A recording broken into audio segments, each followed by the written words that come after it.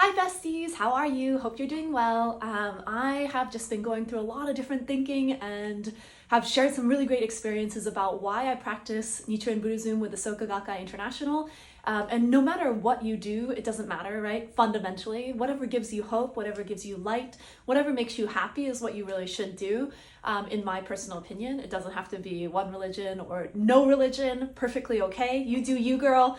You have fun, you make sure that you are happy, right? Fundamentally. So I just wanted to share this concept in Buddhism called relative happiness versus like absolute happiness. And so relative happiness is like, I got a promotion at my job. I got into the scholarship program that I wanted. I got that internship that I wanted. I got this car that I love, like it's been my dream car.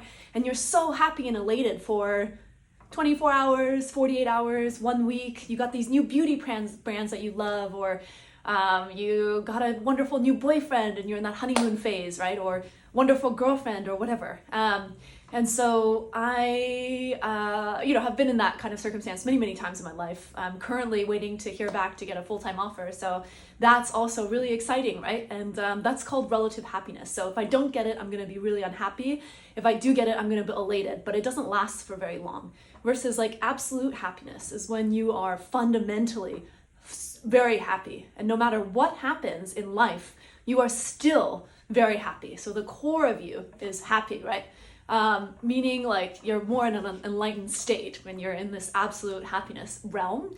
So one experience that I had related to asthma, which is something I talked about in a previous video, which I'll link below, is specifically the happiest moment ever in my life that I can remember that lasted a really long time was actually, and obviously nothing ever lasts forever, right? That's a core tenet of Buddhism as well. But was actually when I was chanting 7 hours a day and I had deep appreciation for my life. And so I think even though I was amidst incredible suffering, like no 14-year-old should be suffering that much, right? But ultimately, like that was literally the happiest moment I've ever been, like, and it lasted for a long time because I was constantly just chanting with deep appreciation for being alive, right? So however way you do it, I think fundamentally, like people talk a lot about gratitude and the importance of it.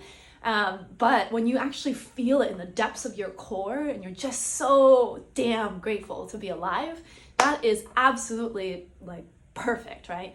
That is when you are truly, truly happy.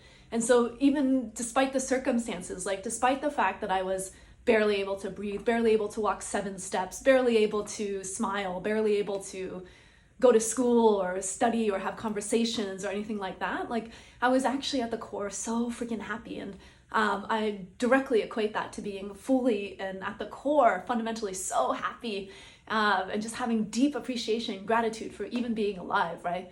I mean, that's so powerful, right? That's thinking like, okay, even if I had that prayer in my head that even if I die tomorrow, I will at least die happy. Like, of course, I'm gonna have like the inability to breathe, inability to talk, but it's okay because I will die happy. And so I think that kind of mentality was incredibly helpful. And yeah, I just wanted to share that with you today because it was a key moment in my life about how I became truly happy and really felt that absolute happiness, despite the circumstances and despite being in really crazy, insane circumstances that most people would have, not been happy about, and been incredibly suffering, right? So that makes sense.